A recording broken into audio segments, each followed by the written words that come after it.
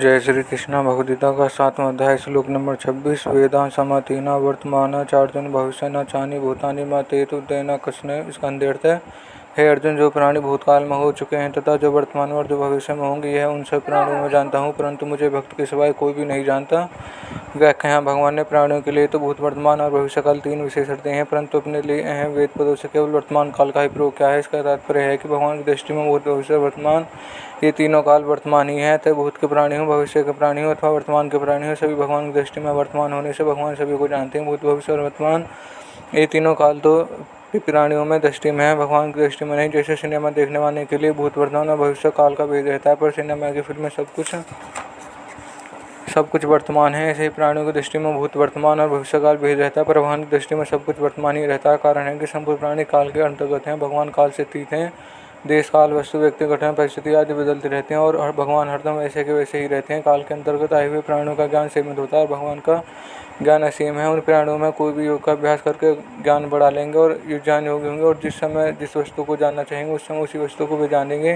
परंतु भगवान तो युक्त योगी है, अर्थात बिना योग का अभ्यास किए वो मात्र जीवों को मात्र संसार के समय स्वतः जानते हैं। भूत, भविष्य, वर्तमान के सभी जीव निरंतर भगवान में ही रहते हैं, भगवान को कभी अलग ही नहीं सकते। भगवान में यह ताकत नहीं कि वो जीवों को अलग हो जाए। तो प्राणी कहीं भी रहें, वे कहीं भी भगवान की दृष्टि में ओझल नहीं हो सकते। मूल समुदाय में मेरे को कोई नहीं जानता, अर्थात जो मेरे को अजर अविनाशी मानते हैं तो प्रस्तुत साधारण मनुष्य जैसा जन्मने मरने वाला मानते हैं, उन मूढ़ामा से मेरा कोई भी नहीं जानता, पर मैं सबको जानता हूँ। जैसे बांस की चिक दरवाजे पर लटका देने से भीतर वाले तो बाहर वाले को पूर्णतः देखते हैं, पर बाहर वाले केवल दरवाजे पर टंगी हुई चिक को ही देखते हैं, भीतर वालों को नहीं। ऐसे ही योग माया रूपी चिक से अच्छी तरह से आवृत होने के कारण भगवान मूढ़ लोग नहीं देख पाते, पर भगवान सबको देखते हैं। यहाँ एक शंका होती है कि भगवान जब भविष्य में होने वाले सब प्राणियों को जानते हैं तो किसकी मुक्ति होगी और कौन बंधन में रहेगा, यह भी जानते हैं। क्योंकि भगवान का ज्ञान नित्य है, तो वे जिनकी मुक्ति जानते हैं उनकी तो मुक्ति होगी और जिनको बंधन जानते हैं वे बंधन में ही रहेंगे। भगवान की सर्वज्ञात तो मनुष्य की मुक्ति परंतर्थ होगी, मनुष्य के प्रियतम साधन नहीं रही। इसका समाधान है कि भगवान अपनी तरफ से मनुष्य को अंतिम जन्म दिया। अब इस जन्म में मनुष्य को अपना उद्धार कर ले अथवा पतन कर ले, यह उसके ऊपर निर्भर करता है। इसी अध्याय के 19वें श्लोक में भगवान ने यह कहा है कि आय जन्मों के इस अंतिम मनुष्य जन्म के सब कुछ वासुदेवी हैं, ऐसा मेरा शरण होता है, वह महात्मा दुर्लभ है।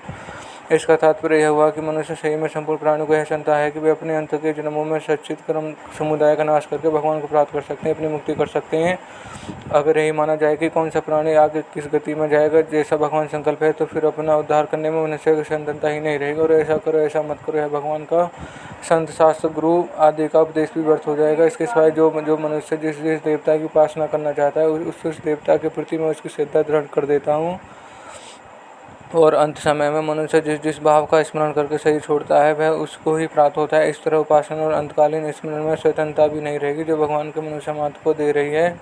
बिन कारण कृपा करने वाले प्रभु जीव को मनुष्य सही देते हैं, जिससे है जीव मनुष्य स्पष्ट शरीर पाकर स्वतंत्रता से अपना कल्याण कर ले। गीता के 11वें अध्याय के 33वें श्लोक में जैसे भगवान ने अर्जुन से कहा, मेरे द्वारा ही पहले ही मारे जा चुके हैं, तू केवल निमित्त मात्र बन जा। ऐसे ही मनुष्य मात्र के विवेक और उद्धार की पूरी सामग्री देकर भगवान ने कहा कि तू अपना उद्धार कर ले, अर्थात अपने उद्धार में तू केवल निमित्त मात्र बन जा। तेरी कृपा के साथ मेरा इस मनुष्य शरीर रूपी नौका को पार करके कृपा रूपिणी अनुकूल हवा से जो भगवान को साथ नहीं करता, अर्थात अपना उद्धार नहीं करता, वह आत्महत्या आ रहा है। गीता में भी भगवान ने कहा है कि जो कि परमात्मा को सब जगह समान रीति से पूर्ण देखता है, वह अपनी हत्या नहीं करता, इसलिए वह परम गति को प्राप्त होता है।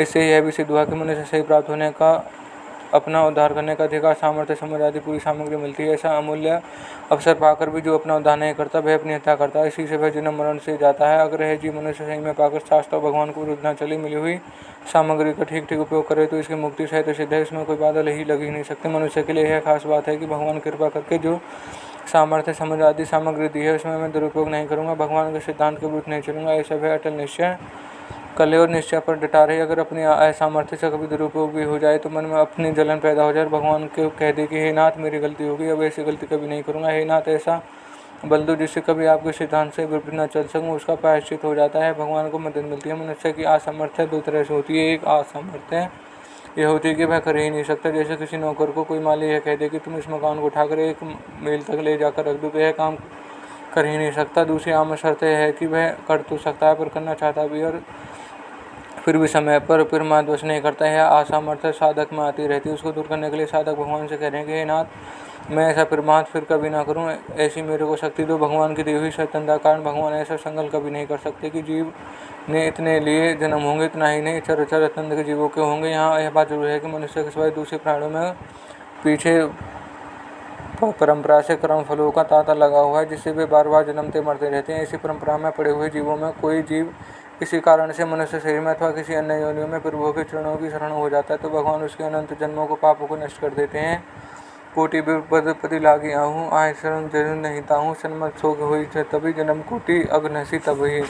परिशिष्ट भाव यहाँ शंका हो सकती है कि जब भगवान सब जीवों को जानते हैं तो फिर जिसको बुद्ध जानते हैं वह बुद्ध ही रहेगा और जिसको मुक्त जानते हैं वह मुक्त ही होगा, क्योंकि भगवान का ज्ञान लेते हैं। यह शंका वस्तुतः संसार की सत्ता और महत्ता को देकर वास्तव में भगवान और महात्मा दोनों की दृष्टि में संसार नहीं है, परंतु केवल भगवान ही है। हमने ही अहम के कारण संसार को सत्ता और महत्ता दे रखी है।